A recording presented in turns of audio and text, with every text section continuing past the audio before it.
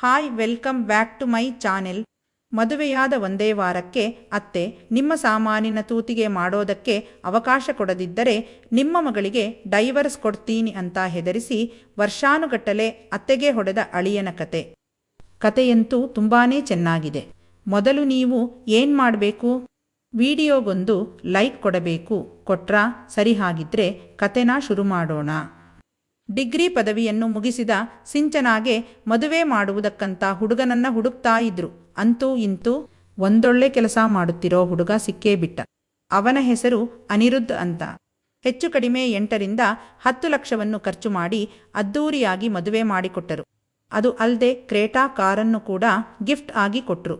ಮದುವೆಯಾಗಿ 1 ವಾರ ಆದ್ಮೇಲೆ ಅನಿರುದ್ಧ್ ಪದೇ ಪದೇ ಅತ್ತೆ ಮನೆಗೆ ಹೋಗೋದಕ್ಕೆ ಶುರು ಮಾಡಿದ. ಅತ್ತೆಯಾಗಿರುವಂತಹ ಪರಿಮಳ ಅಳಿಯಂದ್ರೆ ಮಗಳು ಬಂದಿಲ್ವಾ ಅಂತ ಕೇಳಿದ್ಲು. ಅದಕ್ಕವನು ಇಲ್ಲ ಅತ್ತೆ, ಅವಳು ಬರೋದಿಲ್ಲ ಅಂತ ಹೇಳಿದ್ಲು, ಅದಕ್ಕೆ ನಾನೇ ಬಂದ್ಬಿಟ್ಟೆ ಅಂತ ಹೇಳಿದ.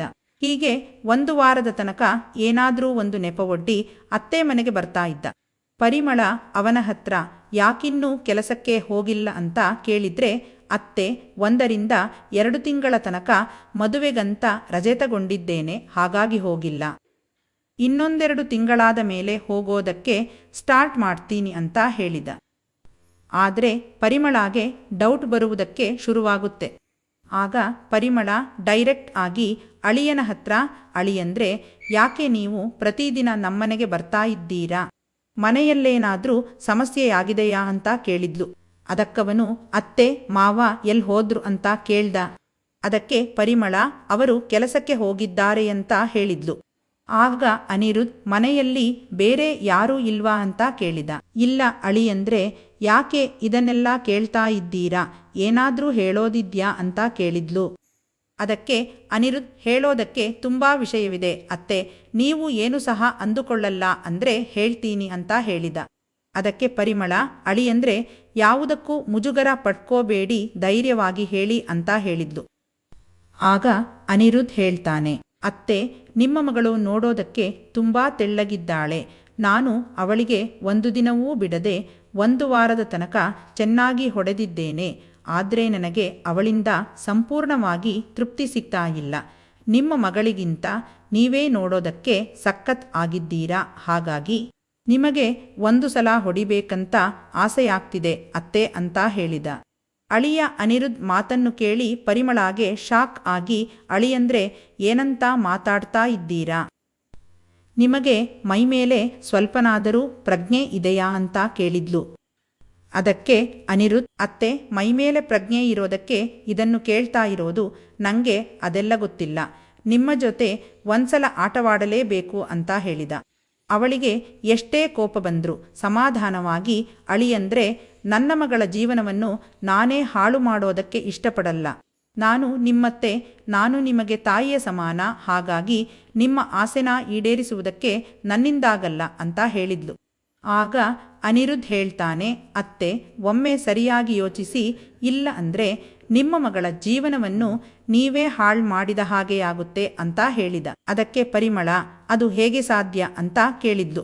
ಅದಕ್ಕವನು ಅತ್ತೆ ನಿಮ್ಮ ಸಾಮಾನಿಗೆ ಮಾಡುವುದಕ್ಕೆ ಅವಕಾಶ ಕೊಡದಿದ್ರೆ ನಿಮ್ಮ ಮಗಳಿಗೆ ಇನ್ನೊಂದೇ ತಿಂಗಳಲ್ಲಿ ಡೈವರ್ಸ್ ಕೊಡ್ತೀನಿ ಅಂತ ಹೆದರಿಸಿದ. ಅನಿರುದ್ಧ್ ಮಾತನ್ನು ಕೇಳಿ ಪರಿಮಳ ಮುಖದಿಂದ ಬೆವರು ಕಿತ್ತು ಬರೋದಕ್ಕೆ ಶುರುವಾಯಿತು. ನಂತರ ಪರಿಮಳ ಅಳಿಯನ ಕಾಲಿಗೆ ಬಿದ್ದು, ಅಳಿಯಂದ್ರೆ ನಿಮಗೆ ದಮ್ಮಯ್ಯ ಅಂತೀನಿ, ಹಾಗಂತೂ ಮಾಡಲೇಬೇಡಿ. ನನಗಿರೋದೇ ಒಬ್ಬಳೇ ಮಗಳು, ಅವಳ ಜೀವನವನ್ನು ಹಾಳು ಮಾಡಬೇಡಿ ಅಂತ ಅಳೋದಕ್ಕೆ ಶುರು ಮಾಡಿದ್ಲು.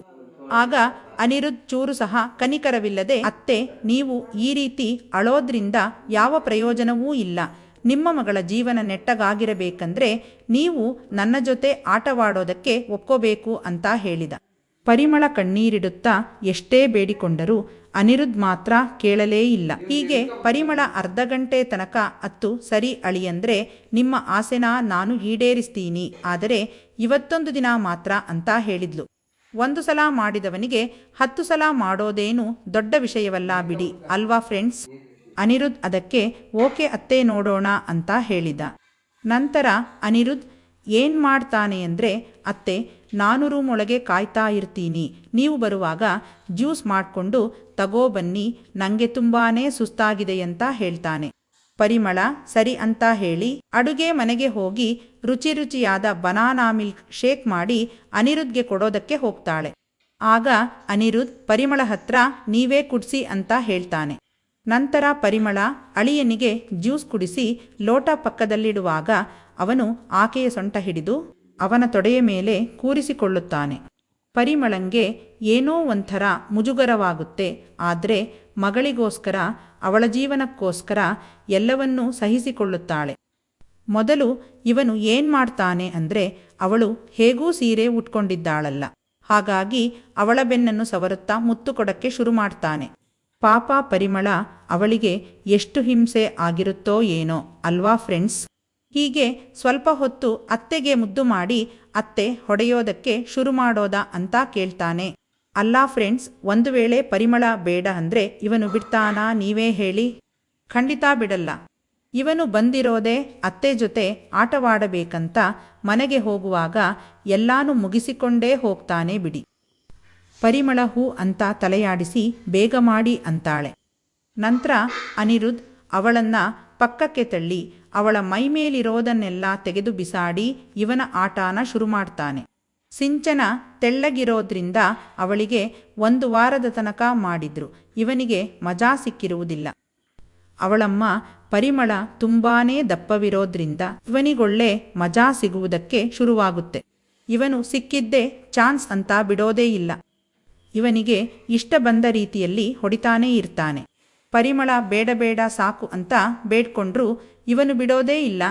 ಪಾಪ ಪರಿಮಳ ಅವಳ ಗಂಡನಿಂದನೂ ಆ ಥರ ಮಾಡಿಸಿಕೊಂಡಿಲ್ಲ ಅನ್ಸುತ್ತೆ. ಅಷ್ಟು ಪಾಪದ ಅತ್ತೆಗೆ ಅಂತಹ ಅಳಿಯ ಸಿಕ್ಕಿದ್ರೆ ದೇವರೇ ಗತಿ ಅಲ್ವಾ ಫ್ರೆಂಡ್ಸ್. ಪರಿಮಳಾಗೆ ಎಷ್ಟು ನೋವಾಗಿತ್ತು ಅಂದರೆ ಅನಿರುದ್ಧ್ ತುಪ್ಪ ಚೆಲ್ಲುವ ಕೊನೆಯ ಹಂತದಲ್ಲಿ ಅವಳು ಸ್ವಲ್ಪವೂ ಕೂಡ ಕೂಗಾಡದೆ ಪ್ರಜ್ಞೆ ತಪ್ಪಿ ಬಿದ್ದಿರುವ ಹಾಗೆ ಬಿದ್ದಿದ್ದರೂ ಇವನ ಆಟದ ಹೊಡೆತದಲ್ಲಿ ಯಾವುದೇ ಬದಲಾವಣೆ ಆಗಿಲ್ಲ. ಕೊನೆಯಲ್ಲಿ ಸಿಹಿ ಜೇನುತುಪ್ಪವನ್ನು ಅವಳ ಮುಖದ ಮೇಲೆಲ್ಲ ಚೆಲ್ಲಿ ಅಡುಗೆ ಮನೆ ಕಡೆ ಹೋಗಿ ಕುಡಿಯುವುದಕ್ಕೆ ಮಾಡಿಟ್ಟ ಬಾಳೆಹಣ್ಣಿನ ಮಿಲ್ಕ್ ಶೇಕನ್ನು ಹೊಟ್ಟೆ ತುಂಬ ಕುಡಿದು ಟಿವಿ ನೋಡೋದಕ್ಕೆ ಶುರು ಮಾಡ್ದ. ಪರಿಮಳಾಗೆ ನೋವಿನಿಂದ ನಿದ್ದೆಯೇ ಬಂದು ಬಿಟ್ಟಿತ್ತು. ಅವಳು ಎದ್ದೇಳೋವಾಗ ಮಧ್ಯಾಹ್ನ 3 ಗಂಟೆಯಾಗಿತ್ತು. ಅನಿರುದ್ಧ್ ಇದೇ ರೀತಿ ಅತ್ತೆಗೆ ಹೆದರಿಸಿ ವಾರಕ್ಕೆ 2 ಬಾರಿಯಾದರೂ ಬಂದು ಅತ್ತೆ ಜೊತೆ ಆಟವಾಡಿ ಹೋಗ್ತಿದ್ದ. ಫ್ರೆಂಡ್ಸ್, ಕತೆ ಹೇಗಿತ್ತು? ಚೆನ್ನಾಗಿತ್ತಲ್ವಾ? ಸರಿ, ಹಾಗಿದ್ರೆ ಮುಂದಿನ ವಿಡಿಯೋದಲ್ಲಿ ಸಿಗೋಣ.